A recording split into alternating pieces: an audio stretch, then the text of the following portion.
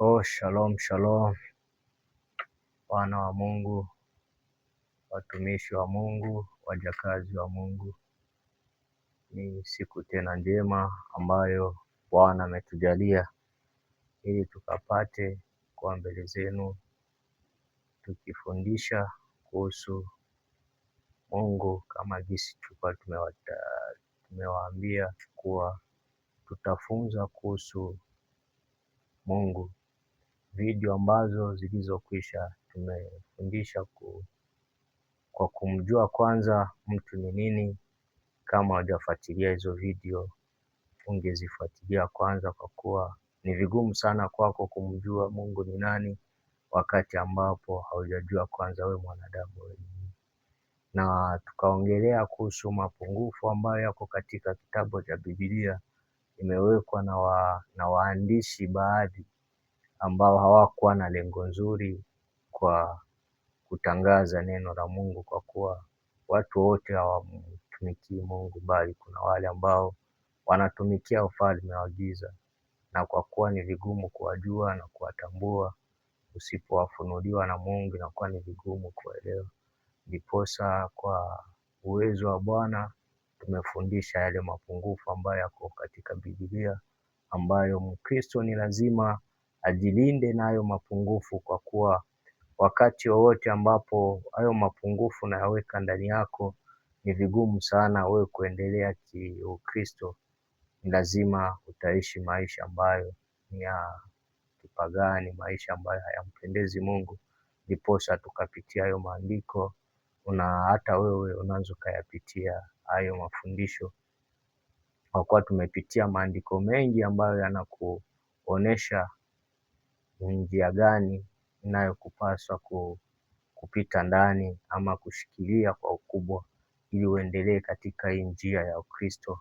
Leo tunakuja na neno mpya ambalo ni neno la muhimu katika imani yoyote, kwa kuwa imani yoyote usipokuwa unajua kitu unachokiabudu ama usipojua Mungu unayemwabudu, ni vigumu sana kusema eti wewe uko na imani. Hapana. Ukiwa na imani ni lazima ujue kwanza Mungu unayemwabudu.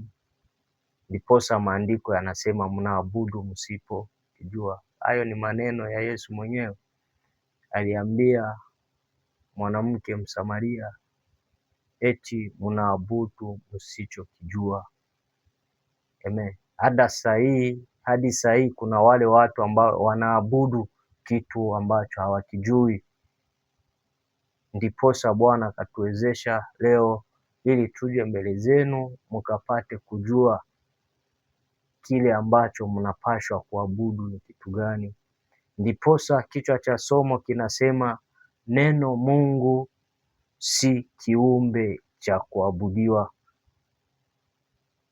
Neno Mungu si kiumbe cha kuabudiwa, kwa kuwa wengi wanajua neno Mungu kuwa ni kiumbe ambacho wanapashwa waabudu, bali neno Mungu ni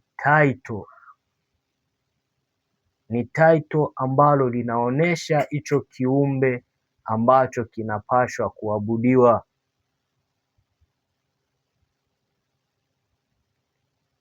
Mwenzangu unayenitizama, unayenisikiliza, na kuhimiza ukapate kunifuata mwanzo hadi mwisho, kwa kuwa uzima wa milele ni kumjua Mungu. Usipomjua Mungu hauna uzima wa milele ndani yako, bali utakuwa na mauti.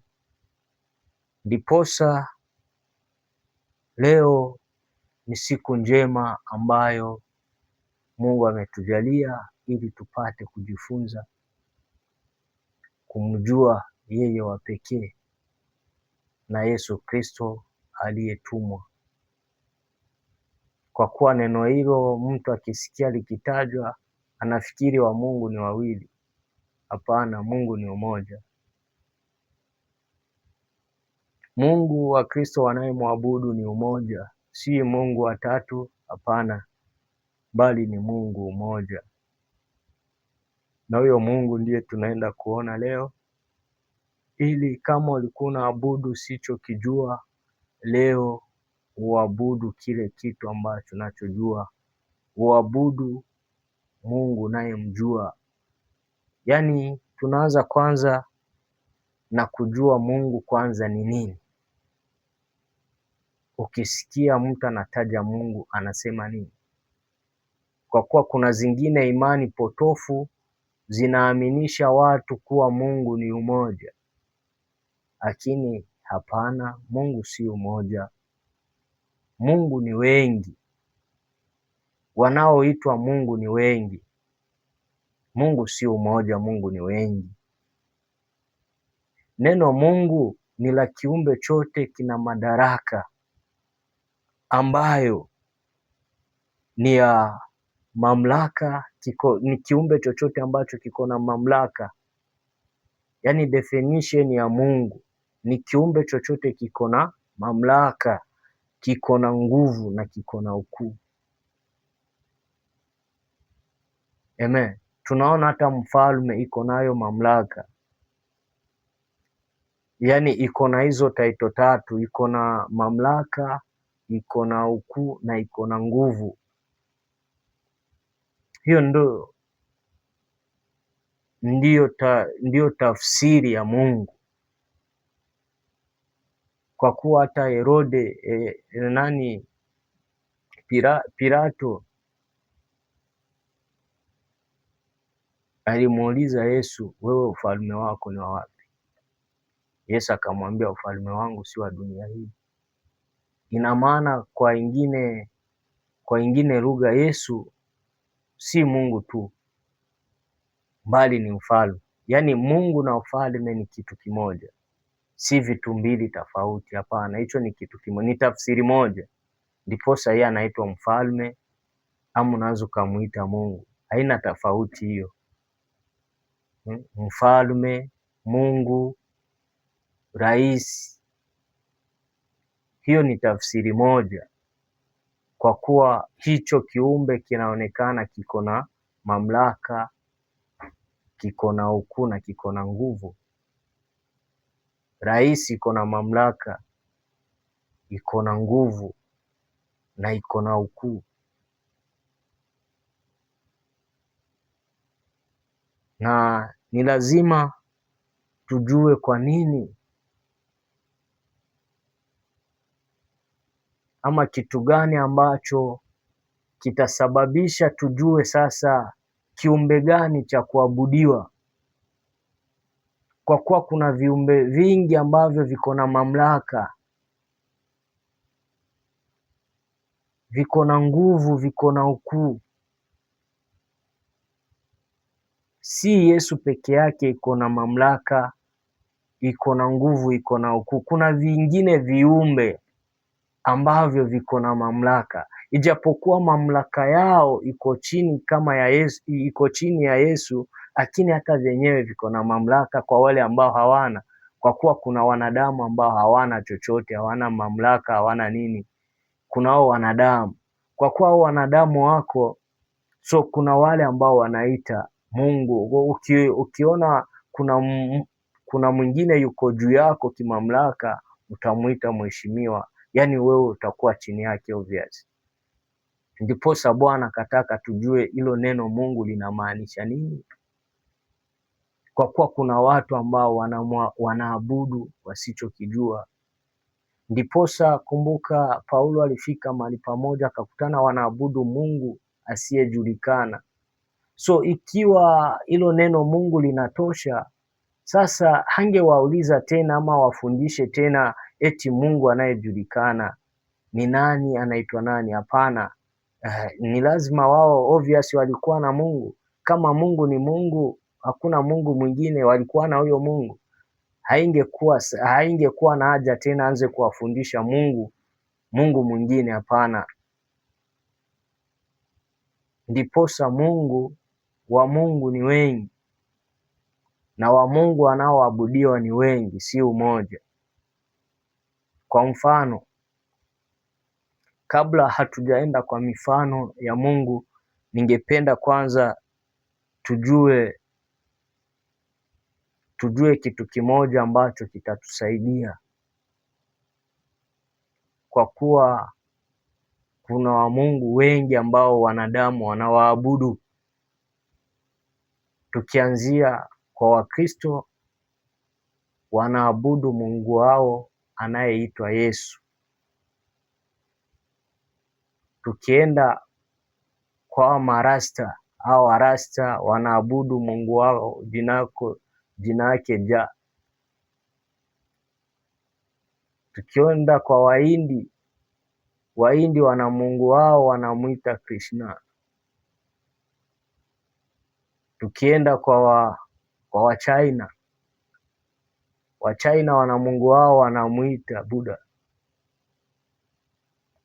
Tukienda kwa Wakatoliki wana Mungu wao wanamuomba wakipitia kwa Bikira Maria. Yaani Bikira Maria ndio kipatanisho cha huyo Mungu wao. Tukienda kwa Waislamu wana Mungu wao ambaye ni Allah. Lakini Allah maana yake Mungu. Yaani ina maana wao Mungu wao hana jina. Yeye ni Mungu. Ni wale wa Mungu wasiojulikana ambao Paulo alikuta katika nchi moja wakiwaabudu. Yaani Mungu asiyejulikana, Mungu asiyekuwa na jina. Kwa kuwa nikikuuliza Mungu wako ni nani?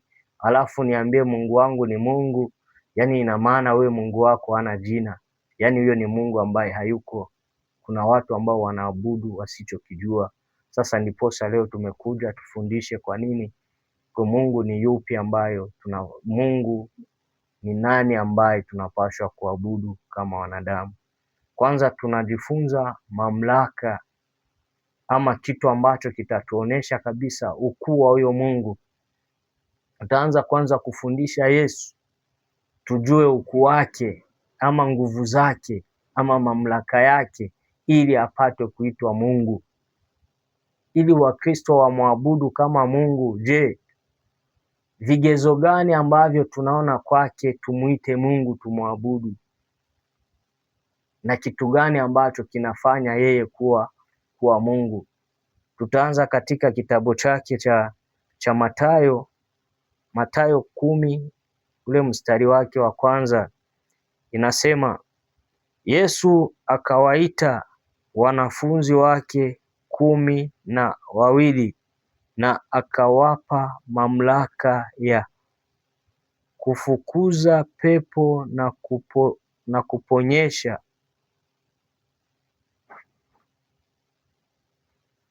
magonjwa yote na udhaifu wa kila namna.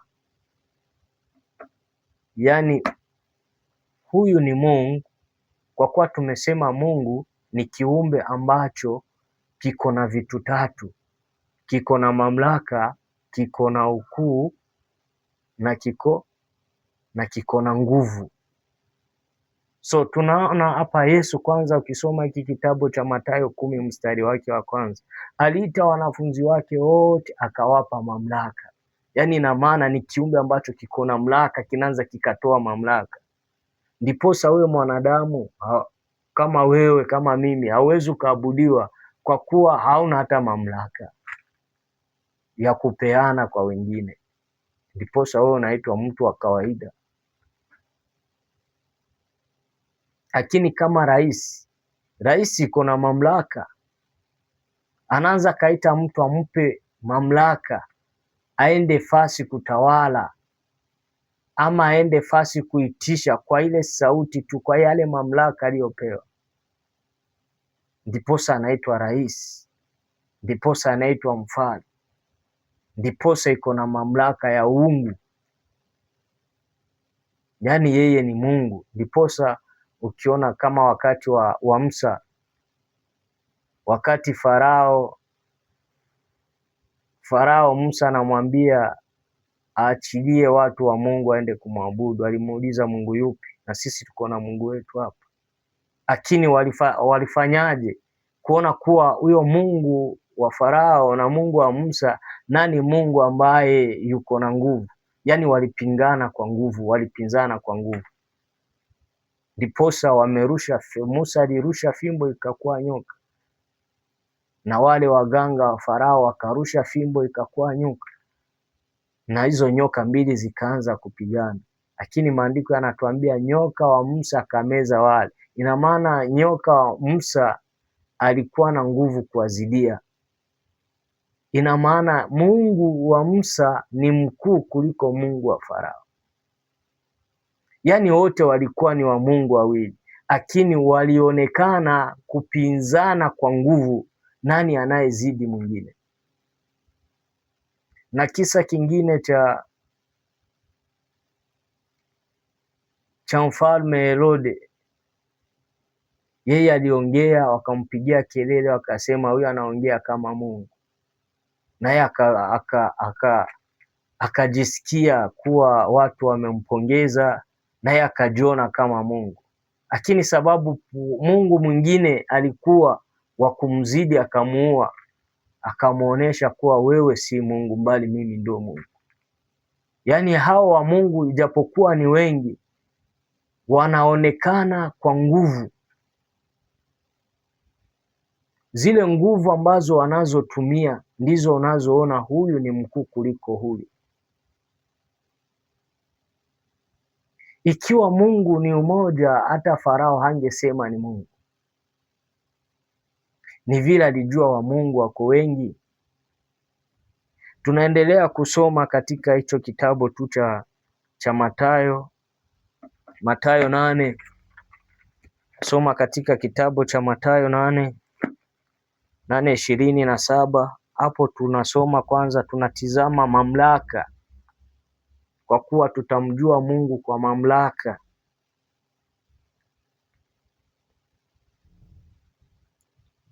Mathayo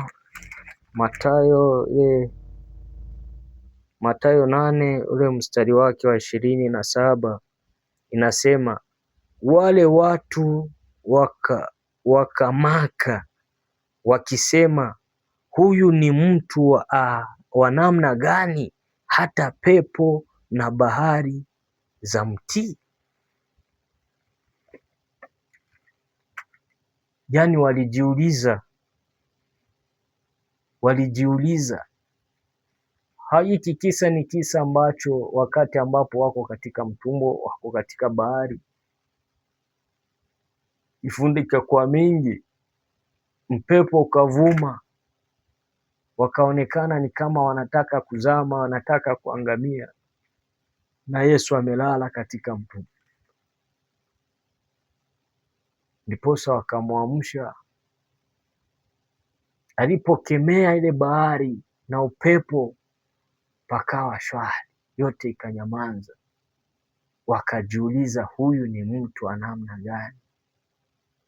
Ikiwa unadhani kuwa Yesu alikuwa ni mtu wa kawaida, hawa ambao waliona kifanya hayo walijiuliza, huyu ni mtu wa namna gani? Kwa kuwa mtu wa kawaida, mtu ambaye hana mamlaka, hawezi akaambia upepo unyamaze, hawezi akaambia maji yanyamaze. Hapana. Hawezi akaambia upepo uwe shwari, hawezi akaambia maji yawe shwari. Hakuna, sababu hauna mamlaka. Ni kama mtumishi wowote ambaye hana mamlaka, hawezi akatoa pepo, hawezi akaombea mgonjwa apone. Sababu gani? Sababu hana mamlaka. So wengine wanaanza sema Yesu alikuwa na mamlaka, alikuwa na mamlaka kwa sababu alikuwa anawezeshwa na Mungu mwingine ambayo labda iko juu yake. Hapana, ni ongo. Hakuna kitu kama hicho. Kwa kuwa ukipewa mamlaka na kitu kingine, ni lazima utumie jina ya hicho kitu kingine, ndiyo hayo mamlaka yafanye kazi. Lakini ikiwa hayo mamlaka hayawezi yakafanya, hauwezi ukatumia hilo jina ili yafanye kazi, ina maana wewe hilo jina ambalo unalotumia si sahihi. Ndiposa kama Yesu tunaona ameamurisha tu, hakuna jina lingine ametumia. Yeye ameamrisha kwa kinywa chake, yaani kwa zile nguvu zake. Kama mimi mtumishi, sababu najua Mungu wangu ni Yesu, ni lazima nitatumia mamlaka ya Yesu, nitatumia hilo jina la Yesu ndilo lifanye kazi. Lakini Yesu hana haja ya kutumia jina lingine, ndiposa kutumia jina lolote, bali ameamrisha. Ndiposa hata mafundisho yake yeye alikuwa akiamrisha. Ndiposa Mafarisayo wakasema huyu ni tofauti na walimu wetu, kwa kuwa hafundishi bali anaamurisha.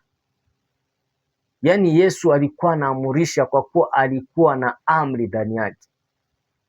Alikuwa ni mfalme ambaye iko na amri, anaamrisha. Tutasoma katika kitabu cha Marko 5:1 inasema, kisha Yesu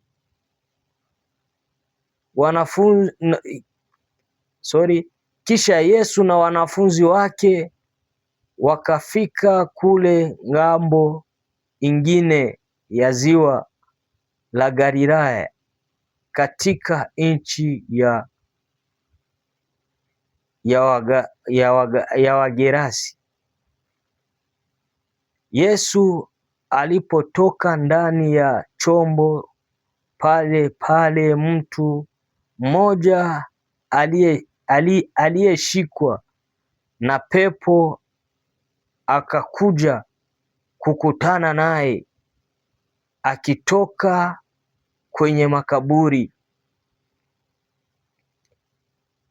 Makao ya mtu huyu yalikuwa katika makaburi, wala hakuna mtu aliyeweza kumfunga tena hata na minyororo. Mara nyingi miguu yake ilifungwa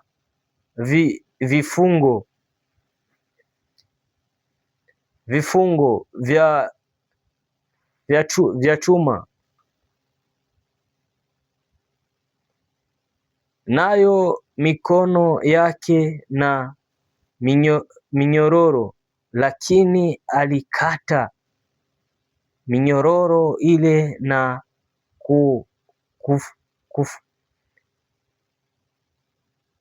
kuvunjavunja vile vifungo vya chuma. Hakuna mtu aliyekuwa na nguvu ya kumshika. Saa zote usiku na mchana alitangatanga katikati ya makaburi na kwenye milima, akilalamika na kujiumiza kwa mawe. Alipomwona Yesu kwa mbali, akaenda mbio na kumpigia magoti na kulalamika kwa nguvu akisema, Yesu, Mwana wa Mungu mkubwa, kuna neno kati yako na mimi? Ninakusihi kwa jina la Mungu usinitese. Amen. Tukiachia hapa, tunasikia hata mapepo. Haya mapepo, hiki ni kisa ambacho cha mtu mmoja alikuwa amepagawa na mapepo, alikuwa ametekwa na mashetani. Yaani yeye kuliko kuwa nyumba ya Roho Mtakatifu alikuwa amekuwa nyumba ya mashetani. Yaani mashetani yalikuwa yamemwingia, mashetani yalikuwa tayari yamemteka huyu mtu. Ndiposa alipomwona Yesu akakuja akimkimbilia,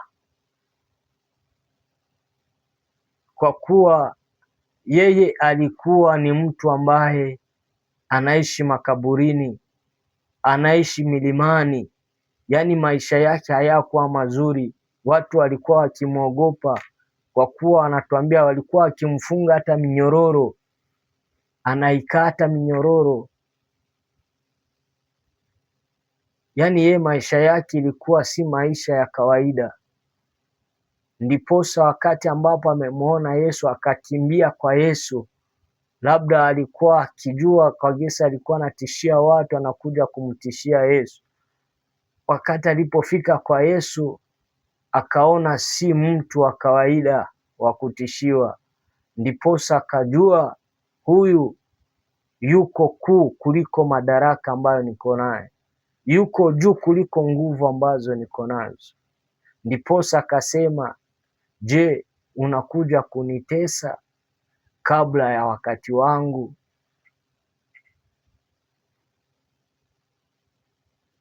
Ninakuapisha kwa jina la Mungu. Yaani hata mapepo yanajua kuwa Mungu yuko na jina. Wewe mwanadamu tu ndio haujui kuwa Mungu yuko na jina. Ikiwa Mungu yuko na jina, ina maana Mungu si jina. Mungu si jina, bali Mungu ni sifa la hilo jina, la hicho kiumbe ambacho kinatambulishwa hapo. Ni lazima hili neno lifuatilie ama ulijue kwa undani ili upate kukombolewa.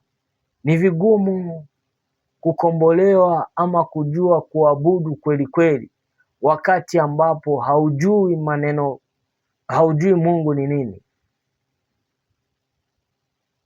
Tutasoma katika kitabu cha Yohana 18:36. Yohana 18 inasema, Yesu akajibu, ufalme wangu si wa dunia hii. Ufalme wangu ungekuwa wa dunia hii, watumishi wangu wangenipigania kusudi nisitolewe kwa Wayahudi. Lakini sasa ufalme wangu si wa hapa katika dunia. Yesu mwenyewe anajieleza kwa kuwa ufalme wake si wa hapa duniani. Anajieleza kuwa yeye ni mfalme na iko na majeshi. Kwa kuwa mfalme ni lazima awe na majeshi wanaomchunga. Ni lazima awe na watu ambao wanaomtumikia. Lakini Yesu hapa anatuambia yeye ufalme wake haukuwa wa hapa duniani. Ungekuwa wa hapa duniani, angeamurisha majeshi yake yakampiganie. Ndiposa nilikuwa nikiwaelezea kuwa neno Mungu ni the same, ni mamoja na mfalme ama ni mamoja na rais, kwa kuwa hiyo title iko na mamlaka, iko na ukuu na iko na nguvu. Ndiposa Yesu anasema majeshi yake. Hata rais iko na majeshi, iko na majeshi ambao anaamurisha, iko na majeshi ambao anaamrisha kufanya yale na yale. Anawatuma huku, anawatuma katika vita, anawatuma katika mahali kuna vurugu. Yaani iko na wanajeshi rais. Hata Yesu hapa anakuambia iko na wanajeshi ambao wangetaka siku ile wangempigania. Hata hivi ni neno ambalo amesema mara ya pili. Hata mara ya kwanza wakija kumshika,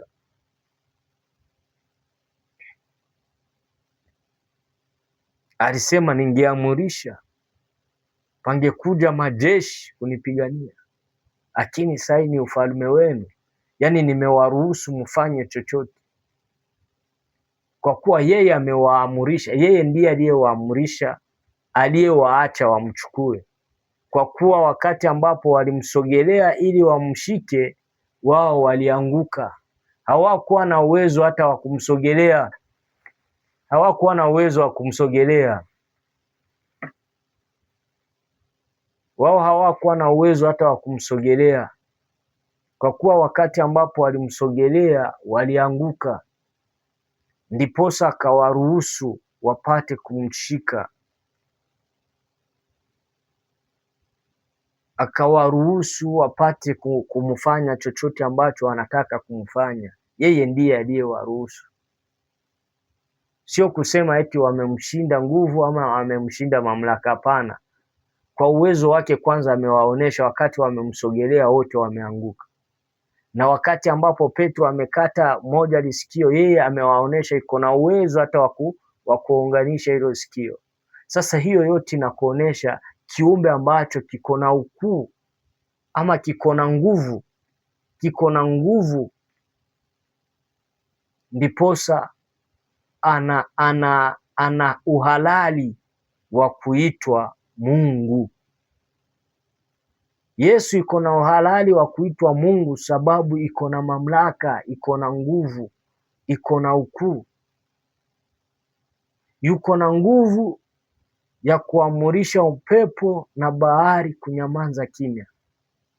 Iko na nguvu za kuchukua masikio aliyokatwa na kuyabandika na yakawa shwari na yaonekane ni kama hajakatwa. Iko na hizo nguvu. Iko na nguvu za kufufua aliyekufa. Iko na nguvu za kufanya kipofu apate kuona tena. Iko na nguvu za kufanya ule mtu ambaye alizaliwa ni bubu, alizaliwa ni mlemavu, apate kuwa na afya tena. Iko na hizo nguvu. Huyo ni Yesu, ndiposa anaitwa Mungu. Hiyo title ya kuitwa Mungu anayo, ndiposa hiyo title ya kuitwa Mungu anayo. Tunamwita Mungu sababu ya hiyo title ama ya hayo mamlaka, ya hizo nguvu, ya huo ukuu, ndiposa anaitwa Mungu. Na tutasoma katika kitabu cha Ufunuo 22 ule mstari wake wa 16. Tusikie unasemaje. Mstari wake wa 16 unasema, mimi Yesu nimemtuma malaika wangu kwa kuwashuhudia maneno haya yote katika kanisa. Mimi ni wa shina na wa uzao wa ufalme wa Daudi, wa ufalme Daudi. Mimi ni nyota ya asubuhi. Yeye anajitambulisha kuwa yeye ni mfalme na malaika ni malaika zake, au malaika ambao tunasikiaga au ni malaika wa Yesu. Yeye anajitambulisha kuwa ni wake malaika. Hicho kinakuonesha ukuu wake, kinakuonesha nguvu zake ambazo iko nazo, ili apate kuabudiwa, ili apate kuitwa kiumbe cha kuabudiwa. Ni lazima awe na ukuu fulani, ni lazima awe na mamlaka fulani ili apate kuabudiwa. Hawezi akaabudiwa wakati hana mamlaka yoyote, hawezi akaabudiwa wakati hana nguvu zozote. Ni lazima awe na nguvu ili apate kuabudiwa. Ni lazima ujue Mungu naye mwabudu iko na nguvu gani. Wakati unaabudu Mungu ambaye hana nguvu, hana mamlaka, hana chochote, huyo si Mungu. Hana hiyo uasili wa kuitwa Mungu. Yaani huyo hauwezi ukamwita Mungu. Mungu anaonekana kwa nguvu, anaonekana kwa ukuu, anaonekana kwa mamlaka. Hicho ndicho kiumbe ambacho kina uasilia wa kuitwa Mungu.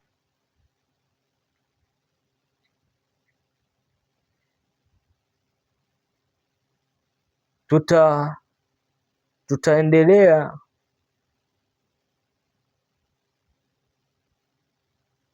kwa kutizama kwa nini wa Mungu ni wengi, ama kwa nini tuna wa Mungu wengi. Kitu gani kinachosababisha?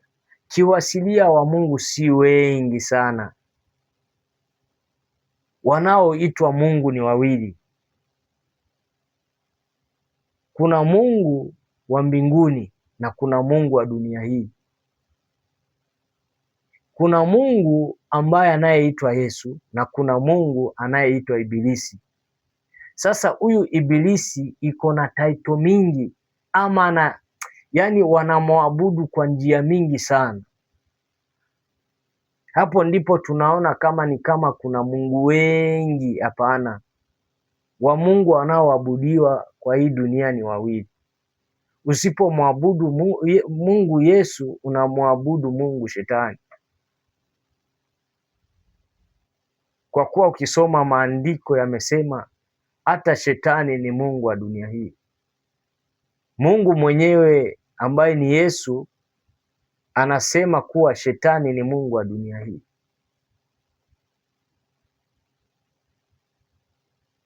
Sasa hapo ndipo unajua kwamba ni lazima uwe makini sana kulingana na imani ambayo uko nayo. Imani ambayo haitaki kukueleza vizuri Mungu unayemwabudu ni nani. Hao ambao wanaoabudu Mungu tatu au wanamwabudu Shetani, kwa kuwa Mungu ni umoja. Mungu ni umoja. Ukiabudu Mungu tatu na mwabudu Shetani. Ukiabudu Mungu asiyejulikana na mwabudu Shetani. Kwa kuwa hakuna Mungu mwingine ambaye ana nguvu kuliko za Yesu. Krishna hana nguvu kuliko za Yesu. Buddha hana nguvu kuliko za Yesu. Jah hana nguvu kuliko za Yesu. Huyu Mungu wa Wakatoliki wanaomba kupitia Maria hana nguvu kuliko za Yesu. Huyu Mungu ambaye ni wa Waislamu wanaita Allah hana nguvu kuliko za Yesu. So tunaona ule Mungu ambaye iko na nguvu hata kuliko za Yesu. Hiki ni kitu hata wa Freemason, Illuminati na waabudu Shetani wanajua. Wao wanajua kuwa Mungu wao ni Shetani, lakini hata wao wanajua kuwa Shetani hana nguvu kuliko za Yesu. Kwa kuwa kwa jina hilo peke lake la Yesu, hilo jina ni tishio kwao. Jina la Yesu ni tishio kwao. Jina la Yesu peke yake. Yaani yeye si kusema yuko hapo. Jina lake likitajwa mahali hapo walipo ni tishio. Jina peke yake. So hilo jina yani hicho kiumbe ambacho kinaitwa Yesu kinaonesha ukuu wake, kinaonesha mamlaka, kinaonesha nguvu zake, kinaonesha ukuu wake kama ni ukuu wa kutisha kuliko Mungu mwingine wowote. Kwa kuwa kuna wanadamu wanajiita wao ni Mungu. Mungu mke. Hata wanaume ambao wanajiita Mungu wako. Lakini hao mamlaka wako nayo. Obvious wako nayo. Kuna mazingara umbo wanayofanya. Lakini wanawezeshwa na nini? Wanawezeshwa na Shetani. Ijapokuwa ni wanadamu wamejifanya Mungu, lakini wanatumia nguvu za nani? Tunatizama zile nguvu wanazozitumia. Kwa kuwa viumbe ni viwili ambavyo viko na nguvu ambavyo vina hiyo title ambayo ni ya kimungu. Lakini tunaona aliye juu ya mwingine ni Yesu, sababu Yesu iko na nguvu zilizo juu sana kuliko za Shetani. Ndiposa kiumbe Yesu ndiye anapashwa kuabudiwa, sababu yeye ndiye iko na nguvu kubwa kuliko nguvu zingine zozote. Hakuna kingine kiumbe ambacho kiko na nguvu kuliko za Yesu.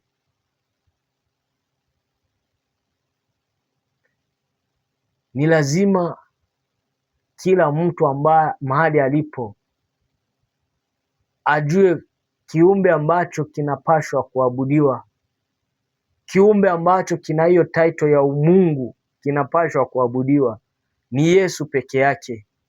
Hata wewe mwenyewe ni shahidi, jina lake peke yake. Jina linafufua wafu, jina linaponya wagonjwa, jina tu. Leta kingine kiumbe ambacho jina lacho linafufua wafu, linaponya wagonjwa. Hakuna lingine jina katika dunia hii, kuzimu, hata mbinguni. Jina peke yake lina uwezo wa kufufua, wa kuponya, wa kuokoa. Hakuna jina lingine isipokuwa ni hilo jina la Yesu. Hilo ndilo jina tunapaswa tushikilie. Hakuna jina lingine. Obvious, kuna watu ambao wanasema Mungu hakuna, lakini Biblia imetuambia hao ni wapumbavu. Sasa tusifuate hao wapumbavu hicho wanachokiongelea, sababu nyakati hizi za mwisho wamekuwa wengi watu ambao wanaoamini kuwa hakuna Mungu. Wako wengi, lakini hao ni wapumbavu. Biblia imetangulia kutuambia hao ni wapumbavu, tusiwakubali. Na hao hatuendi kulingana na hao sisi tunafundisha ama tunaongelea kwa wale ambao hawajui kutofautisha Mungu anapaswa kumwabudu. Kwa kuwa usipomwabudu Mungu Yesu, ukiabudu kitu kingine chochote, unaabudu shetani. Kwa kila uasilia wowote ambao uko, ukiabudu kinyume na Yesu na jina Yesu, umeabudu shetani kwa muonekano wowote, kwa njia yoyote. Yesu ndiye anapaswa kuabudiwa. Tutaenda katika kitabu cha Kutoka,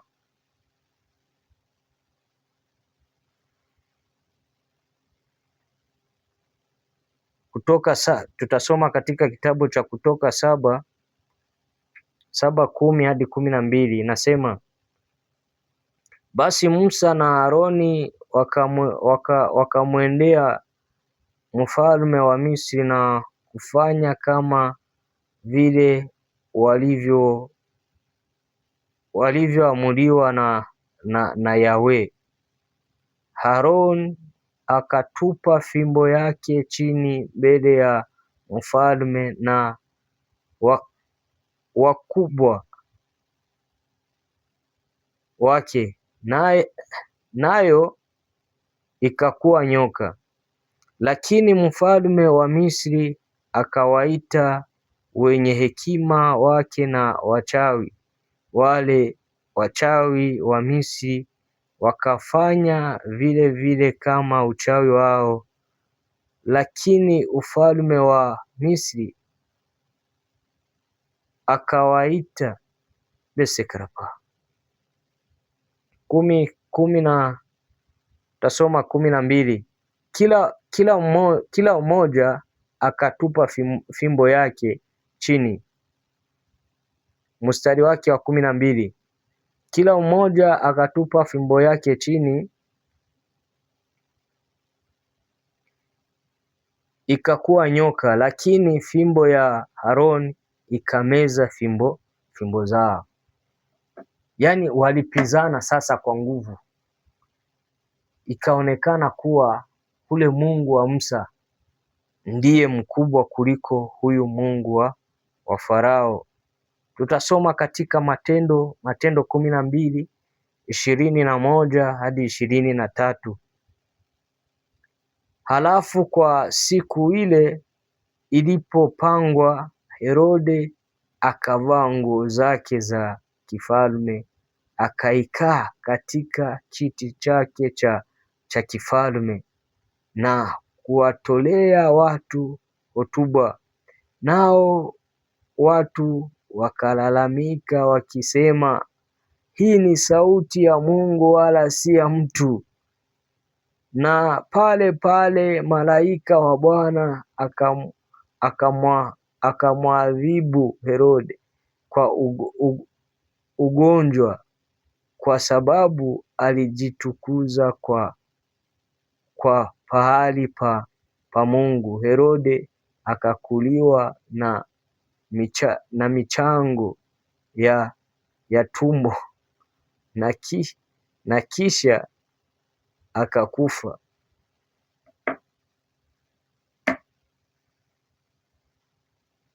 Yaani tunaona watu ambao walipinzana na Mungu, yaani watu ambao walienda wakipinzana na Yesu, kwa kuwa hapa anasema ni malaika wa Bwana, na Bwana tunajua ni Yesu obvious. Hakuna mwingine Bwana. Bwana wa mabwana ni Yesu, na Yesu mwenyewe amesema malaika ni zangu, na hapajapatikana hadi saa hii Mungu mwingine aje aseme malaika ni zangu. Yesu mwenyewe ndo amesema malaika ni zangu. Kwa wale ambao wanajua kuna Mungu mwingine, watatuambia jina yake nani, na watasema malaika, yeye malaika zake, kama iko na malaika ama hana malaika. Mtatuandikia kwa comment, labda mtuelimishe kama kuna Mungu mwingine mlishawahi kusikia na iko na malaika ni wake. Lakini tunasikia Yesu ndiye anasema malaika ni wake, na huyu tunaona hapa malaika wake akikuja kumwadhibu Herode, kwa kuwa amejitukuza kama Mungu. Hakutaka kumpatia heshima Mungu. Hilo ni neno ambalo ni la uzima, la kukuweka huru. Ni neno ambalo kilifahamu linaanza likafanya wewe upate kurithi ufalme wa mbingu, kwa kuwa vinavyoitwa Mungu ni vingi, imani ni mingi. Usipokuwa na imani dhabiti ya kumjua Mungu, ujue Mungu unayemwomba, ujue Mungu unayemwabudu, mwenzangu, utapotea. Wengi wamepotea, wengi wameishia kuzimu, na walikuwa na bidii katika imani, walikuwa na bidii katika kuomba, lakini hawakufanikisha kujua Mungu ni nani wanayemwomba. Wakakuta wanamwabudu shetani kuliko kumwabudu Mungu hao aliyewaumba, ambaye ni Yesu, ambaye ninawafunza. Tunaona kile ambacho kinasababisha mtu ajue Mungu. Cha kwanza ni nguvu za hicho kiumbe, kutambua kwanza nguvu za hicho kiumbe. Ndiposa Yesu alikuwa anawaambia, kama hamtaki kunielewa, kama hamtaki kunitambua, tizama hizi nguvu, tizama nguvu, ujue si za huyu mwili, si za hii kiumbe, si za huyu mnayeona. Ni nguvu ambazo zinatoka juu. Yeye mwenyewe akasema, mimi nimetoka juu. Hakutoka chini, ametoka juu.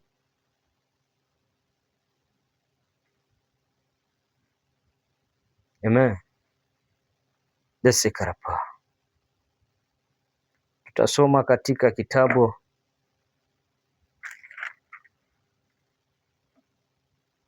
cha Yohana ili tupate kuendelea kujua Mungu wa kuabudiwa, Mungu wa kweli ni yupi. Yohana 4:24. Mungu ni roho, nao wamwabuduo wanapaswa kumwabudu katika roho na kweli. Mungu ni roho, na wanapaswa kumwabudu kwa roho na kweli.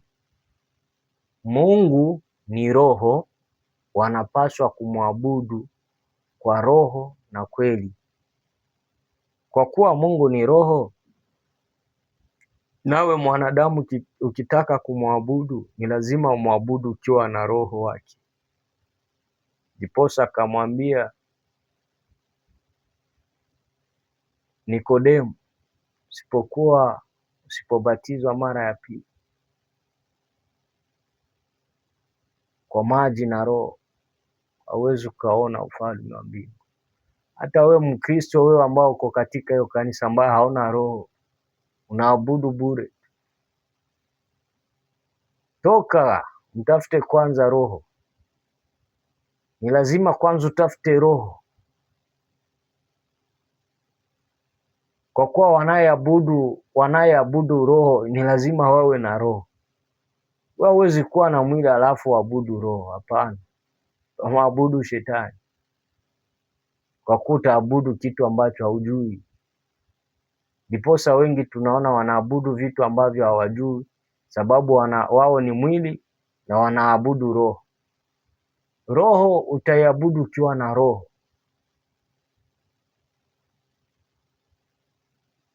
Ni lazima uwe na hiyo roho ndio uabudu roho. Roho hauwezi ukaiabudu ukiwa na mwili. Mwili hauwezi ukaabudu roho. Utaabuduje kwa roho na kweli wakati wewe hauna roho? Hauna hiyo roho ya kweli, hauna kweli ndani yako, hauwezi ukaabudu kama jinsi vinavyopaswa. Tunaona wakati ambapo Yesu anapaa, amewaambia mitume wake, nendeni mkae kwa nyumba hadi roho ashuke. Hawakuanza kuomba, hawakuanza kuabudu, walitulia kwanza roho akashuka, ili waabudu roho wakiwa na roho. Usiabudu roho na hauna roho, tafuta roho kwanza ili waabudu roho. Wewe una mwili unaabudu roho, utamwabudu shetani. Kwa kuwa shetani anatakaga watu wa mwili hivi. So haya maandiko ya Yohana 4:20-24 inatuonesha Mungu ni nani.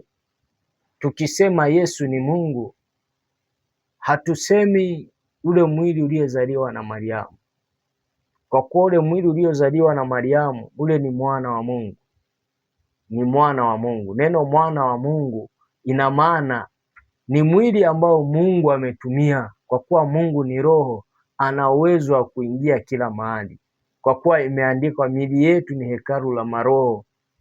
So wewe ukiitwa mwana wa Mungu, ina maana mwili wako Mungu roho anaingia, ama viumbe vya rohoni katika hiyo kingdom ya Mungu Yesu, ndivyo vinaingia ndani ya hiyo mwili na kutumia, kwa sababu hata malaika wana uwezo wa kuingia ndani ya hiyo mwili.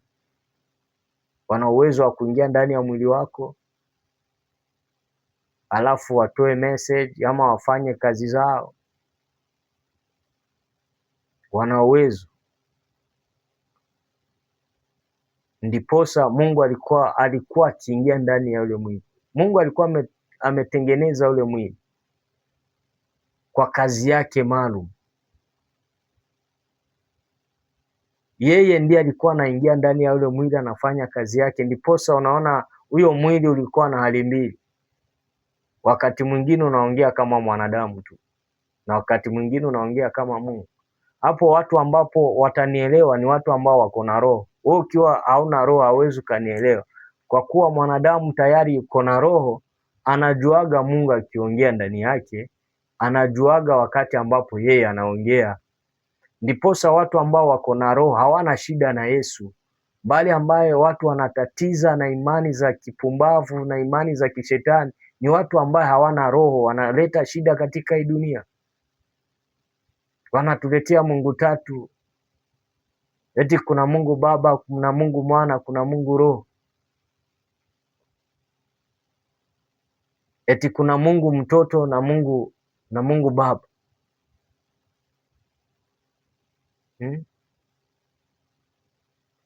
Na Mungu Roho Mtakatifu. Hao Mungu watatu hawako. Mungu ni umoja ambaye ni roho. Ndiposa Yesu akasema, hauamini kuwa mimi ni ndani ya Baba na Baba yu ndani yangu? Tayari tu ukiwa na akili unatambua. Hauamini kuwa Baba yu ndani yangu nami ni ndani yake? Yaani hauamini kuwa roho iko ndani yangu? Kama hauamini, tizama basi zile kazi ambazo ninazofanya. Kazi za kuambia upepo unyamaze. Wewe mwanadamu utaambia upepo unyamaze? Wewe mwanadamu utaambia maji eti yawe shwari? Wewe mwanadamu utaambia mtu ambaye anakata minyororo, mtu anafungwa hadi minyororo anaikata, unamtuliza na anakuwa poa? Wewe mwanadamu utamwambia mtu aliyekufa fufuka tena?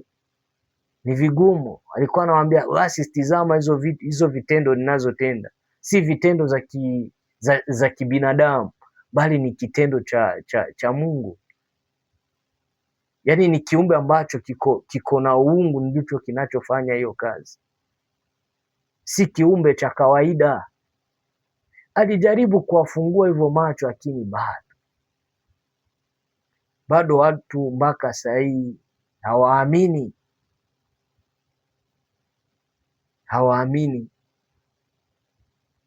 Je, ule mtoto aliyezaliwa na Maria ndiye Mungu?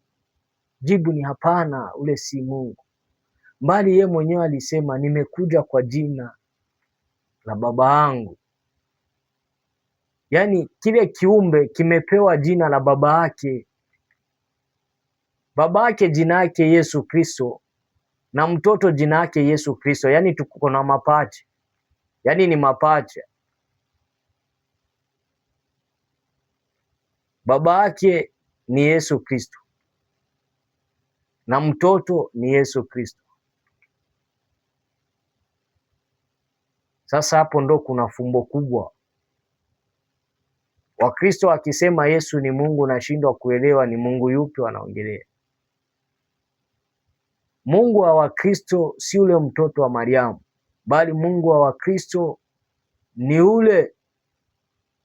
ile roho ambayo ilikuwa ndani ya ule mtoto wa Mariamu ikitenda kazi. Huyo ndiye Mungu. Kwa kuwa Mungu ni roho na haonekani kwa macho ya mwanadamu,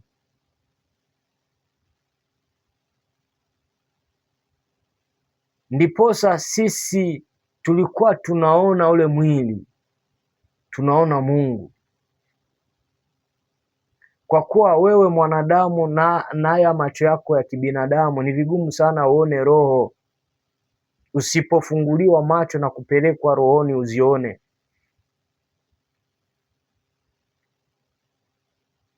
Ni lazima Mungu alitengeneza mwili ambao utaona, lakini anayezungumza ndani ya ule mwili ni Mungu mwenyewe. Mungu mwenyewe ndiye anayezungumza ndani ya hiyo mwili.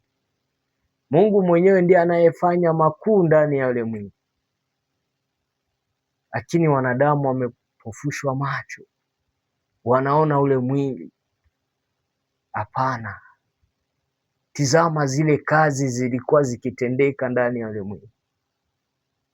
Ndiposa ukisoma maandiko yanasema, ndiposa Roho akampandisha kwa mlima ili aende akajaribiwe na Ibilisi. Yaani Roho aliyekuwa ndani yake ndiye aliyempandisha.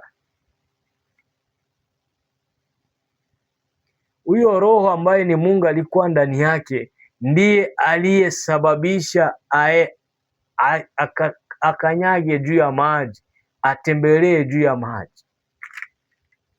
Huyo Roho aliyemsaidia kwa kumpandisha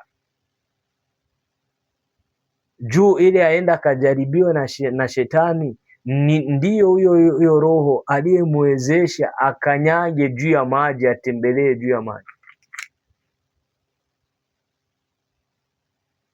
Huyo Roho ambaye jina yake Yesu Kristo, huyo Roho ambaye jina yake Kristo, huyo Roho ndiye Mungu, kwa kuwa Mungu ni roho. Mungu si mwili, bali Mungu ni roho.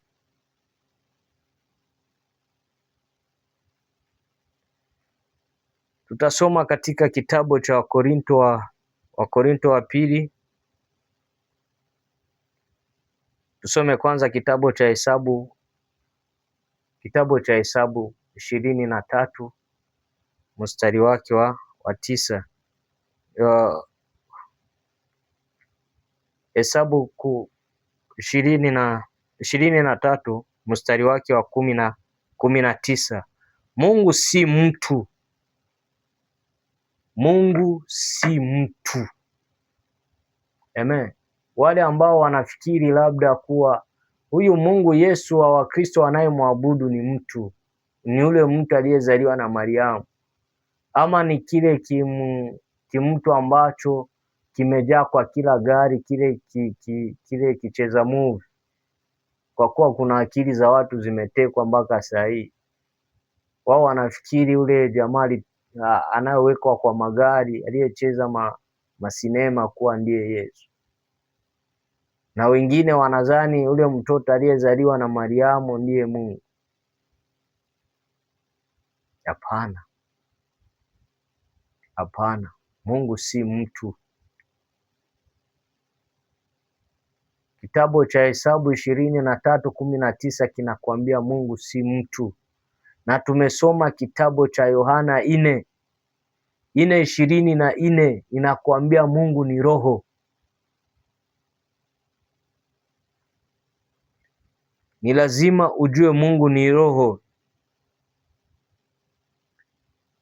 Yesu aliyezaliwa na Mariamu si Mungu, bali ni mwana wa Mungu. Ni mwili ambao Mungu ametumia kwa kuongea na wanadamu, kwa kuwafundisha amri zake na utaratibu wake.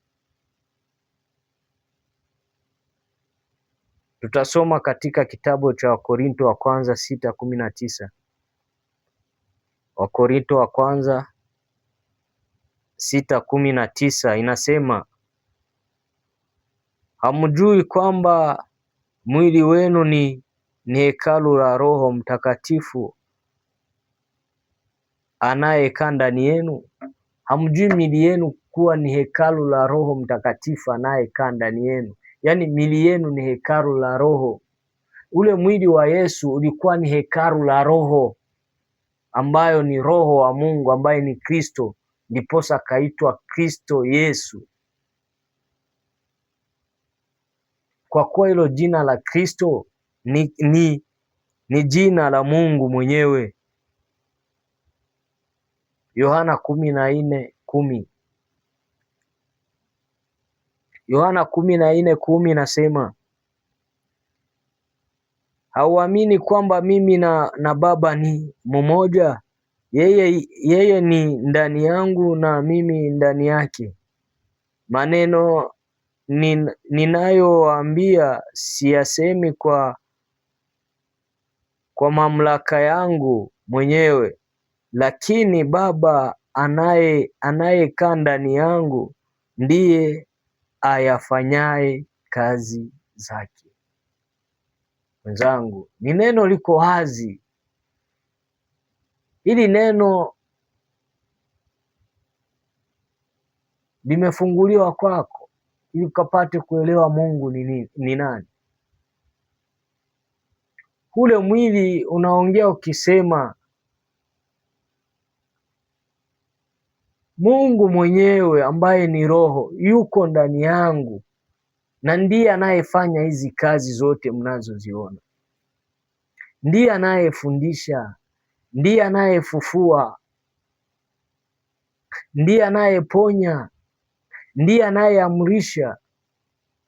Huyu Mungu roho ndiye aliye ndani yangu akifanya hizo kazi. Anajaribu kuwafungua macho, lakini bado mmeng'ang'ania, bado hamtaki kuelewa. Lakini Yesu mwenyewe amejifungua kwenu akiwaambia hakuna Mungu tatu. Ni Mungu mmoja ambaye alikaa ndani ya ule mwili wake akifundisha ulimwengu. Tasoma Wakorintho wa pili 5:19 inasema, ndiyo kusema Mungu ndiye aliyekuwa akipatanisha watu wote na yeye mwenyewe kwa njia ya Kristo, bila kuhesabu makosa yao. Yeye ametupatia ujumbe wa upatanisho. Yaani huyo Mungu Roho alikuwa ndani ya Yesu, yaani ya ule mwili uliozaliwa na Mariamu, akipatanisha ulimwengu pamoja na ufalme wake.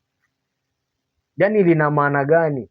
Yaani akifundisha wanadamu njia watakayoipita ili wapate kufika katika ufalme wake, akiwafundisha kanuni na amri ambazo mwanadamu ni lazima zifuate ili apate kufika mbinguni. Kwa kuwa wanadamu nyakati hizo walikuwa wamejitafutia njia mingi ambazo wanazitumia ili kwenda katika mbinguni. Walikuwa wameleta imani mingi potofu, ndiposa Mungu mwenyewe akakuja ili apate kuwafundisha njia ya kweli na ya haki, njia ya uzima wa milele, ili mwanadamu apate uzima wa milele, kitu ambacho anapaswa afanye, kitu ambacho anapaswa kukifatisha ili apate kurithi ufalme wa mbinguni.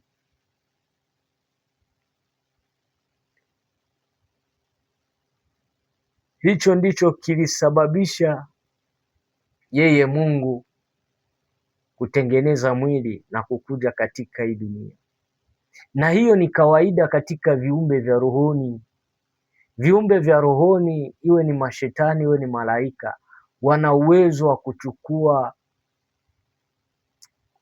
wa kuchukua mwili wowote, wana uwezo wa kuingia mahali popote. Ndiposa tunaona Mungu mwenyewe wakati ambapo anakuja kuongea na Musa, ilibidi achukue umbo la mti, yaani katika kichaka kinachomeka, kinawaka moto. Kwa kuwa ukisoma kitabu cha Waebrania 12:29, Mungu wetu ni moto ulao. Yaani alichukua ile fomu yake ya moto akiongea na Musa. Musa akaona kichaka kinachomeka lakini hakiteketei, akaongea naye. Tunaona punda ikiongea na Balaamu, punda ikaongea. Yaani malaika wana uwezo wa kuingia ndani ya mnyama na kusababisha mnyama aongee.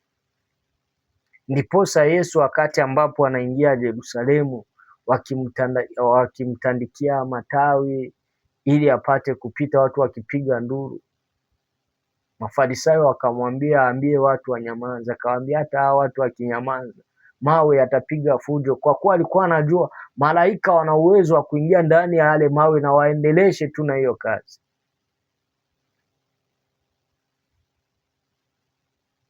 Ndiposa ujue kuwa Mungu ana uwezo wa kuchukua umbo lolote ama wa kuingia mahali popote. Ndiposa alikuwa na uwezo hata wa kuingia ndani ya mwili wa Yesu. Ndiposa akawaambia kabla ya Abrahamu mimi nilikuwepo. Yaani mwili unaongea ngo kabla ya Abrahamu mimi nilikuwepo, na ni mwili. Na wanajua wakati ulizaliwa, ule si mwili ulikuwa unaongea, bali ni ile roho ambayo ni Mungu Yesu alikuwa ndani ya ule mwili akiongea, mimi kabla ya Abrahamu nilikuwepo. Na tunaona ukisoma katika kitabu cha Ezekiel 28 ukianzia ule mstari wake wa 11 kuendelea, tunamkuta shetani mwenyewe amezaliwa katika hii dunia. Yeye hakuzaliwa kama jinsi Yesu alivyozaliwa, bali yeye alizaliwa kwa mwanamke na mwanaume, na akatawala nchi, akakuwa mfalme wa nchi. Uende usome hicho kitabu cha Ezekiel 28, usome hiyo story yote, utakutana na shetani alizaliwa. Ndipo sasa kama sahii tuko na watu ambao tunaona ni watu lakini ni majini. Tuko na watu majini hapa duniani, tunatembea nao, wengine wanaoana nao, wengine wanaishi na wao, wengine wanafanya kazi na wao, wakijua ni wanadamu wenzao lakini ni majini. Kwa kuwa ni malaika, wana uwezo wa kuchukua mwili na kuoa. Na ukisoma kitabu cha Enoke 1 kwa kisa ambacho kimesababisha malaika kutupwa katika hii dunia na kufungwa kuzimu. Ni hicho hicho tu cha kujigeuza kuja kuoana na watu. Walikuwa wakija kuoa watu, yaani malaika ana uwezo wa kujigeuza mtu kabisa. Ndiposa tunaona shetani anakuwa mtu, anatawala nchi, anakuwa mfalme wa nchi ya Tiro. Shetani alikuwa ni mfalme wa nchi ya Tiro.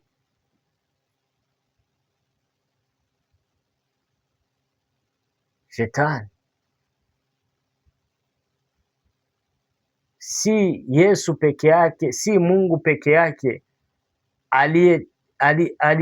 aliyekuja kuishi katika hii dunia, bali na shetani alikuja kuishi katika hii dunia.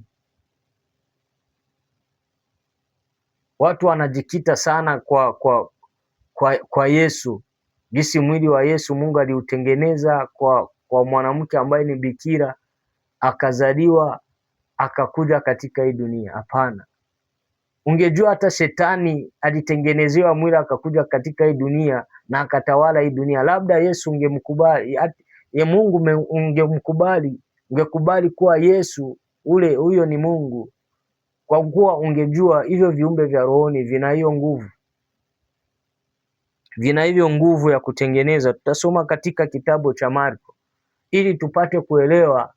Watu wa kale walikuwa wakijua mambo kama hayo. Wakati wa Yesu, wakati wa mitume, wao walikuwa wanajua viumbe vya rohoni vina uwezo wa kuzaliwa kama wanadamu na kuishi hapa duniani. Acha tusome hiki kisa katika kitabu cha Marko 9 kuanzia mstari wake wa 11, kuanzia mstari wake wa 11 hadi 13. Unasema 11: Kisha wakamuuliza Yesu, kwa nini walimu wa sheria wanasema kama sharti Eliya arudi kwanza? Yesu akawajibu, hakika Eliya anapaswa kurudi kwanza kutengeneza mambo yote. Lakini sababu gani maandiko matakatifu yanasema vile vile kwamba mwana wa mtu atateswa sana na kudharauliwa? 13. Lakini ninawaambia, kama Eliya amekwisha kurudi, na watu walimtendea yote waliyotaka, kama maandiko yanavyosema juu yake. Hawa watu wa nyakati zile za Yesu walikuwa wanajua kabla Kristo hajakuja, ule Eliya, ule aliyepigana na Baali, ule aliyeua manabii wa Baali 400 na ule ni lazima kwanza arudi atengeneze njia. Na akarudi akazaliwa na Elizabeth, akapewa jina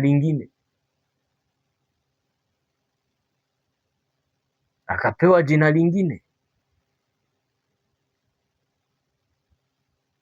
kuliko kuitwa Eliya akaitwa Yohana. Lakini ukitizama tabia ni zile zile, tabia za Eliya na tabia za Yohana ni zile zile, za kuishi misituni, za kuishi maporini, tabia zao ni zile zile, lakini jina ni tofauti. Lakini kwa Yesu jina halikugeuka, kwa kuwa unabii ulikuwa unasema Kristo atakuja, Mungu atakuja katika hii dunia. Isaya kitabiri alisema kuwa Mungu atakuja katika hii dunia, Mungu ataishi na watu, na akakuja na akaitwa Kristo Yesu. Lakini watu wakabaki na ule upuuzi na kupumbazwa akili. na watu wanaendelea kupumbazwa akili ili wasipate kujua kuwa Mungu ni Yesu. Mungu wa kuabudiwa ni Yesu. Watu wameng'ang'ania kuabudu shetani. Watu wameng'ang'ania kuabudu, kwa kuwa imani yoyote ambayo isiyokuwa ya haki, hiyo inakuelekeza kumwabudu shetani. Ni lazima ujue Mungu unayemwabudu ni Yesu, kwa kuwa wanao title hiyo mbili ya umungu ya kuabudiwa ni wawili: Mungu wa dunia hii ambaye ni shetani, na Mungu aliye mkuu ambaye ni Yesu Kristo. Huyo ndiye anayeabudiwa, huyo ndiye anaye nguvu tosha.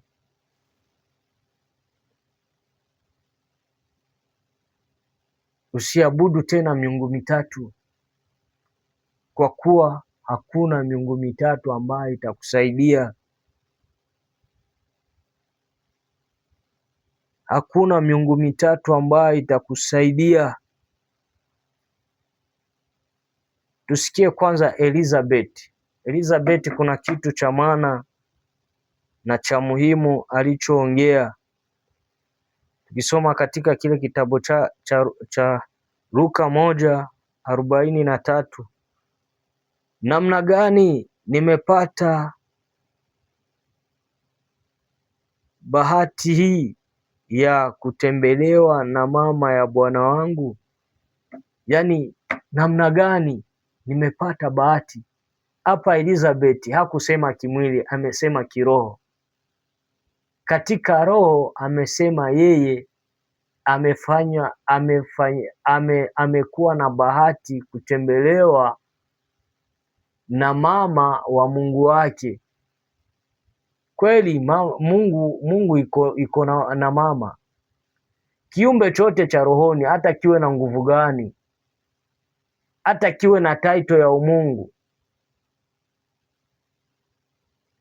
kikikuja kuzaliwa hapa duniani ni lazima kitakuwa na mama. Yaani mama ni njia ambayo kiumbe cha rohoni kinapitia ili kiishi katika hii dunia.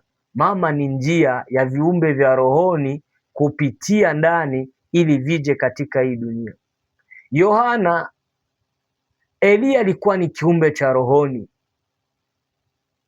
lakini kusema arudi duniani ni lazima alipitia kwa mama. Sio kusema Elizabeth ni mkuu sana kuliko Yohana. Hapana, Yohana ni mkuu sana kuliko Elizabeth. Kitu ambacho Elizabeth alifanya, alimtengenezea mwili, Yohana akapata kukuja. Ndiposa anaitwa mama yake. Yaani amefanyikwa kuwa njia ya Eliya kukuja, akaitwa Yohana. Na Mungu, Mariamu amefanyika njia ya kuja kuishi pamoja na sisi duniani na kutufundisha njia itupasayo kushika ama tupasayo kupitia ili tukapate kurithi ufalme wa mbingu. Mimi ndimi njia, kweli na uzima, na hakuna wote atakaye kwenda mbinguni asipopitia kwangu. Yaani hatupiti kwa Mungu Baba, Mungu Mwana, Mungu Roho Mtakatifu, tunapita kwa Yesu. Nendeni ulimwenguni pote mkafundishe kila kiumbe yote niliyowaagiza, niliyowaamuru, niliyowafundisha, na mkiwabatiza kwa jina la Baba, Mwana na Roho Mtakatifu.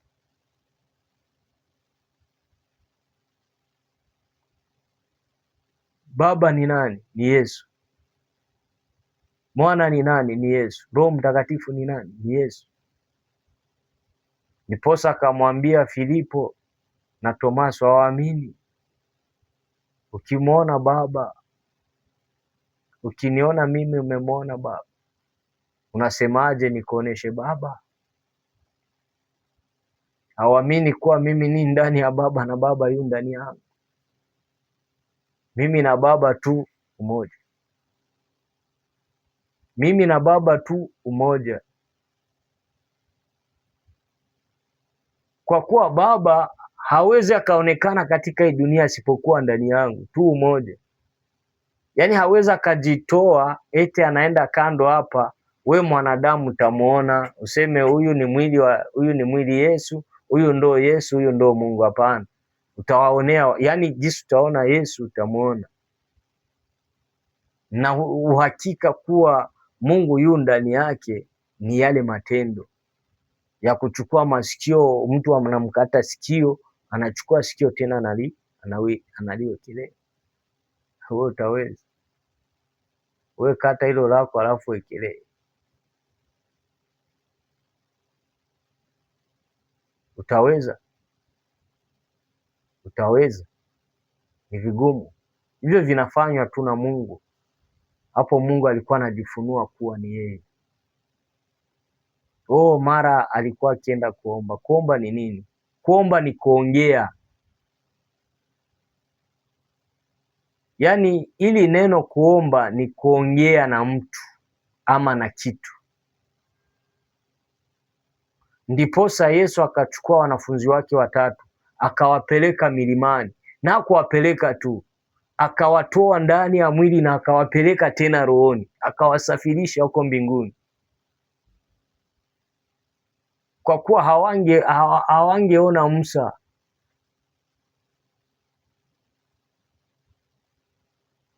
Hawangeona Musa.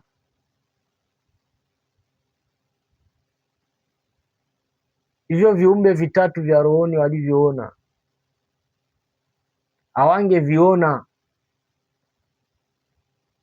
hawangeviona wakiwa na mwili. Walitolewa kimwili wakapandishwa huko, wakapandishwa kiroho. Ndiposa hata Yesu hawakumuona kama jinsi walivyokuwa wakimuona. Sasa wameona ile roho, sasa wameona sasa Mungu mwenyewe na utukufu wake, jinsi alikuwa ameng'arika, uso wake umegeuka, yani amekuwa sasa amechukua umbile lake la kimungu, kwa kuwa wote walikuwa rohoni. Alikuwa amewateka, amewapeleka rohoni. Sasa wakiongea wakiwa ni nafsi.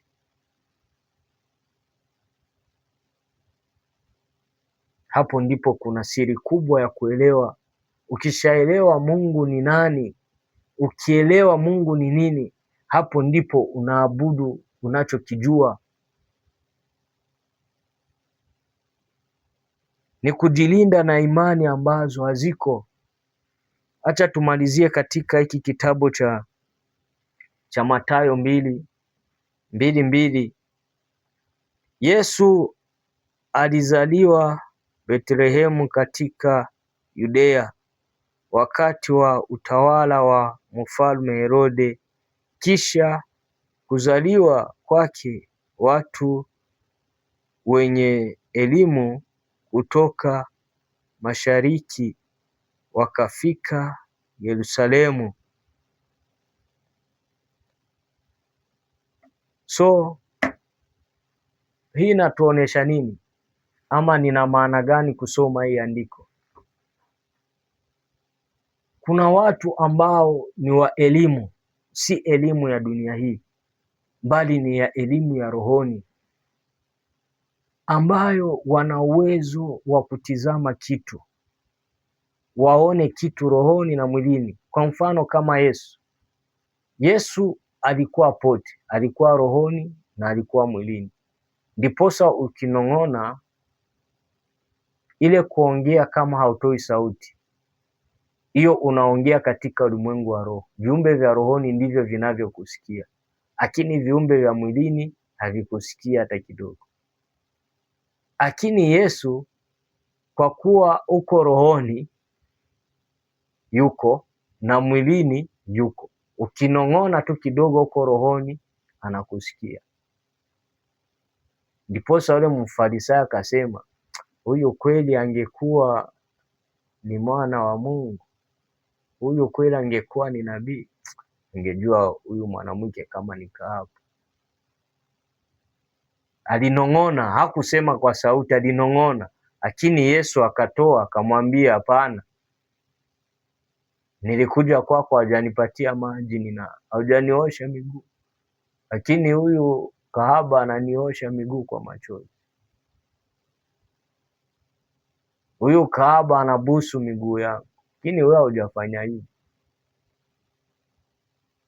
Zilikuwa ni sauti za Roho, lakini yeye anazileta, na ni mara mingi maandiko yanatuonesha watu walikuwa wakinong'ona huko kimoyomoyo, lakini Yesu anavitoa sababu alikuwa na hilo ndilo neno ambalo lilikuwa likishangaza wengi. Huo ni ukuu wa Mungu, ni ukuu wa Mungu unaoonesha ukuu, unaoonesha zingine nguvu ambazo si za kawaida. Huyu si mtu wa kawaida. Ndiposa wakati ule wale ambao waliomuona, wale waliomshuhudia walikuwa wakiogopa, wakisema huyu ni mtu wa aina gani? Ijapokuwa amezaliwa na ule mama tunamjua, ijapokuwa baba yake mlezi tunamjua, lakini huyu si mwanadamu wa kawaida. Vitu anavyofanya si vya wanadamu wa kawaida. Hivi vitu viko juu ya wanadamu. Ni vigumu sana kukataa Yesu kuwa ni Mungu. Ukiangalia matendo alikuwa akiyatenda, yale matendo yake na maisha yake ni ya kimungu. Usimwangalie kuwa ni Mungu kimwili. Ukimwangalia kimwili utadanganyika, utapotea, lakini ukimwangalia kuwa ni Mungu kimatendo utajua kabisa huyu ni Mungu. Kimatendo kabisa ni Mungu, 100% kimatendo ni Mungu. Amefanya matendo ya kiungu, amefanya matendo ya kimungu. Miujiza yake, mafundisho yake, kuishi kwake kulikuwa ni kiumungu. Hakuna mwanadamu anaanza kaishi hiyo maisha.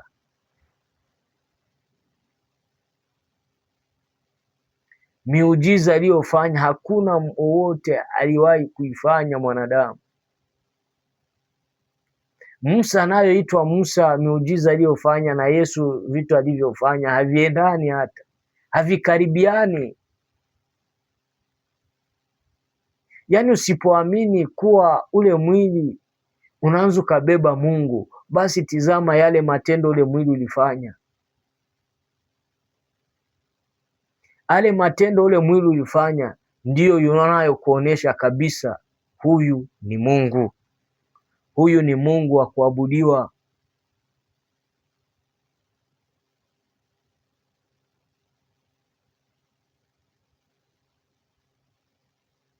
Ndiposa ni lazima tuelewe jambo ambalo litatusaidia kama wanadamu. Tuelewe kwanza Mungu tunayemwabudu. Kabla hujaenda kuabudu popote, ni lazima kwanza uelewe Mungu mgani anayeabudiwa kwa hiyo kanisa. Kwa kuwa makanisa mengi sasa yamejaa ndani waabudu shetani, nao walimu wenu au watumishi wanajua kwamba Mungu wao ni shetani, hawawezi wakakwambia. Ndiposa anakwambia Mungu ni umoja. Mungu si umoja, wa Mungu ni wengi.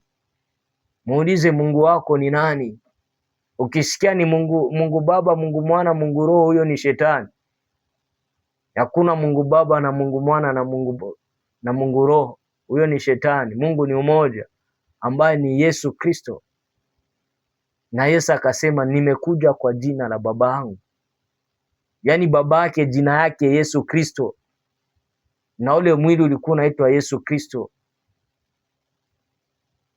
Ndiposa tunaona wakati ambapo alikufa, ule mwili uliuliwa, ukawekwa msalabani, ukatolewa msalabani. Wakati umewekwa kaburini, ule Mungu yeye hakufa, hakuwekwa kaburini, kwa kuwa wakati ambapo mwili umelazwa kaburini, yeye alishuka tena kuzimu kuhubiria waliokufa. Akatoka huko kuzimu akatoka nao, wakaonekana Yerusalemu. Watu waliokufa zamani wakaonekana, ikakuwa ni muujiza mkubwa ambao ni vigumu kukataa kuwa Yesu alifufuka. Kukataa waliokufa kama watafufuliwa. Waliokufa walionekana, na ule Mungu tena karudi ndani ya ule mwili. Ukisoma Mathayo 28 unaona jinsi kaburi lilifunguliwa na malaika ambaye ni mtumishi wa Yesu. Mtumishi wa Yesu, malaika alikuja akiwa anawaka moto. Yaani malaika waliumbwa kwa moto, malaika wanawaka moto. Malaika ni the same na majini, kwa kuwa na majini walikuwa ni malaika, wakaasi kwa kuja kuzini na wanadamu hapa duniani. Ndiposa Mungu kwa kuzini na wanadamu na kuwafundisha mitishamba. Ukiona mtumishi yoyote anajiita mtumishi ama mjakazi mwanamke eti iko kanisa fulani, lakini yeye ni kuambia jinsi watu wanatumia mitishamba, ujua huyo ni mshirikina. Huyo hana Roho Mtakatifu, bali iko na mapepo, majini ndiye aliye ndani yake. Kwa kuwa wale malaika waliasi kwa kuja kufundisha watu jinsi ya kutumia mitishamba kama madawa.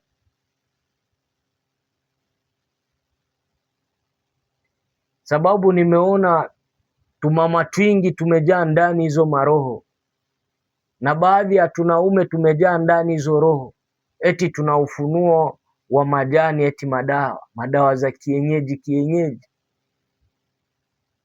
Juu ukisoma kitabu cha Henoki mstari wake wa kwanza, soma hapo kisa ambacho kimesababisha malaika kutupwa katika hii dunia.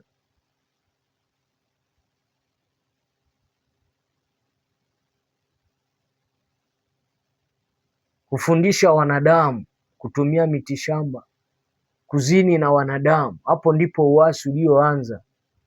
Wakajiona kuwa na wao wanaanza wakatawala, kwa kuwa wamepata watoto wanadamu, wanakuja kuzini na wanadamu, wamezaa na wao, wanakuja kufundisha wanadamu zingine elimu ambazo hawakuwa nazo, ambazo hazikuwa katika mpango wa Mwenyezi Mungu. Wakaona kuwa nao wanaanza wakatawala dunia na watawale tena mbinguni, lakini Mungu alikuwa anawaona, alikuwa anawaacha. Ndiposa akateua malaika mkuu, akawapiga, akawateremsha hadi kuzimu, akawafunga. Ndiposa hata ukisoma maandiko, Yesu mwenyewe anakuambia nimemwona shetani akipigwa. Sasa ikiwa Yesu anasema nimemwona shetani wakati anapigwa na malaika mkuu, kwani huyo ni ule Yesu aliyezaliwa na Mariamu alikuwa wakati wa shetani akipigwa? Mjue Mungu, ujue kitu ambacho nacho kuabudu. Ukijua kitu ambacho nacho kiabudu, hata maisha yako yatageuka, maisha yako yatakuwa sawa. Mtapinga kuwa Yesu ni Mungu, lakini Yesu ataendelea kuabudiwa na ataendelea kudhihirisha mbele ya mataifa kuwa yeye ndiye Mungu, kwa kuwa anaponya, anaokoa, anafungua, hilo jina linatenda makuu kwa mwanadamu wowote anayeamini hilo jina la Yesu na kujua Mungu wake ni Yesu Kristo ndani ya maisha yake. Yeye peke yake anafanya makuu. Yeye peke yake Mungu anamwezesha. Huyo Mungu Yesu anamwezesha kwa kufungua watu, kwa kuombea watu na kupona. Hakuna lingine jina ambalo utalitumia. Hauwezi ukatumia jina la Jehova eti uponye mtu apone. Hakuna jina la Jah unaanza ukatumia uponye mtu. Hakuna jina la Krishna unaanza ukatumia eti uponye mtu. Hakuna jina la Buddha unaanza ukatumia eti uponye mtu. Hata waabudu shetani hauwezi ukatumia shetani eti unaponya. Tunaona Waislamu wanatumia mapepo kusomea dua. lakini watu hawaponi. Ukiwa na ushahidi umepona, niandikie kwa comment. Kama ulipona wakati ulisomewa dua, uko sawa kabisa, shida iliisha, sasa hivi uko sawa, niandikie kwa comment ili tuulizane maswali. Uniambie umeponaje, kwa dua umeponaje. Lakini kwa jina la Yesu napona kabisa, naisha. Ukimwi unapona, saratani imepona, yale magonjwa ambayo ukienda hospitalini wanakuambia hapa sisi uwezo wake hatuna, kwa Yesu yote inaisha. Ukimwi hawana uwezo, lakini kwa Yesu ukimwi unapotea. Saratani, na hilo jina tu la Yesu linaponya ukimwi, linaponya saratani, linafufua wafu. Yaani hilo jina tu, hakuna kitu ambacho kinaweza kushindikana kwa jina la Yesu, hakuna. Sasa hilo ni jina tu, alafu mwenyewe, hilo ni jina tu ambalo linatumiwa na wale watu walioliamini. Sasa mwenyewe sasa mwenyewe akiwa hapo mwenyewe sasa afiki.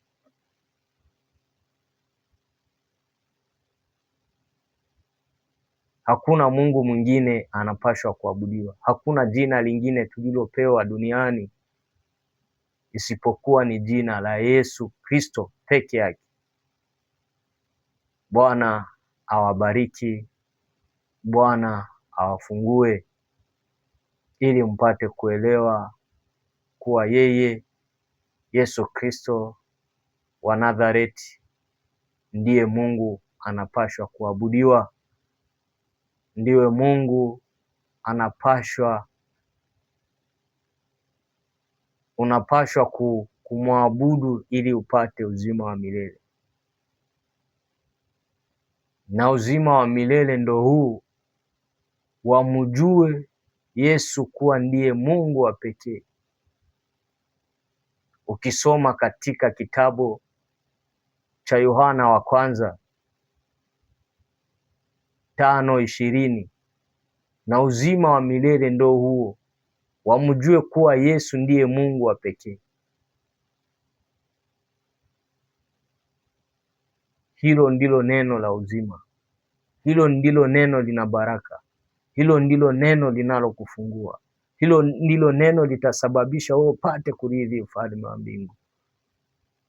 Mtumishi wa Bwana, mjakazi wa Bwana, usikose mbingu ukiwa umesikia hii habari kutoka mbinguni, huu ujumbe kutoka mbinguni, huu ujumbe ambao unafundishwa ili upate kurithi ufalme wa mbingu.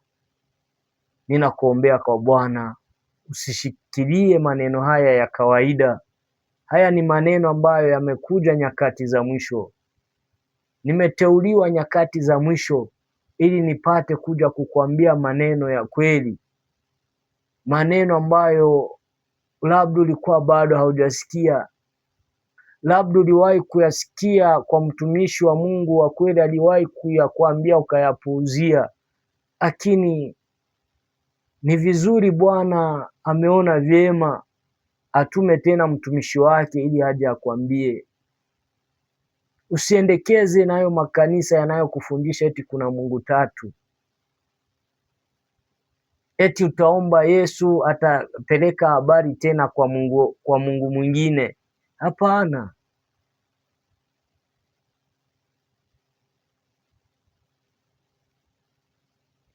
Hakuna Mungu mwingine mbali ni Yesu peke yake.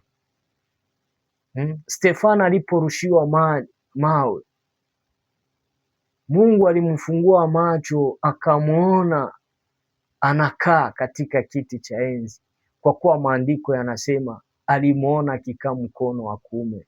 Hiyo ni fumbo ya rohoni. Hii Biblia iko na mafumbo, hauwezi ukaielewa kama hauko kiroho. Mkono wa kuume ina maana akiwa anakaa katika kiti chake cha enzi, yaani mahali pake pa ukuu, akiwa anakaa sasa katika ufalme, alikuwa akiwa anakaa katika hekalu, alikuwa anakaa katika hekalu lake, ikulu, kwa anakaa katika ikulu lake. Sasa ndo mkono wa kuume, yaani mahali pake sasa. Usidanganywe, hatuna Mungu mwingine tunayepashwa kumwabudu isipokuwa ni Yesu Kristo. Huyo ndiye Mungu wa kweli, Mungu anayejaa, Mungu ambaye hahitajiki kitu kingine chochote, Mungu ambaye hana viambatanishi vyovyote, Mungu ambaye ameenea. Ukimfuata huyo utaokoka bwana, utapata uzima wa milele. Ndugu yangu, mtumishi mwenzangu, mjakazi, mtoto wa Mungu, ninakusihi ufate jina la Yesu Kristo na uamini kuwa Yesu Kristo ndiye Mungu wako, utapata uzima wa milele. Na Bwana awabariki, Bwana awainue, Bwana awafungue maarifa ili mpate kumwelewa. Nawaombea hii neema ya kufunguliwa. Yesu Kristo, Mungu wangu, ninakuomba ukafungue huyu ambaye anayechukua huyu muda wa kusikiliza hii video. Ona huyu muda wake ambaye aliochukua, amesikia neno lako. Bwana, ninakuomba sasa ukamfungue maarifa ili upate kumpa uzima wa milele, kwa kuwa imeandikwa uzima wa milele ndio huyo wakujue. Amekujua, amesikia mafundisho, amekujua kuwa wewe ndiye Mungu wa pekee na hakuna Mungu mwingine wa kuabudiwa.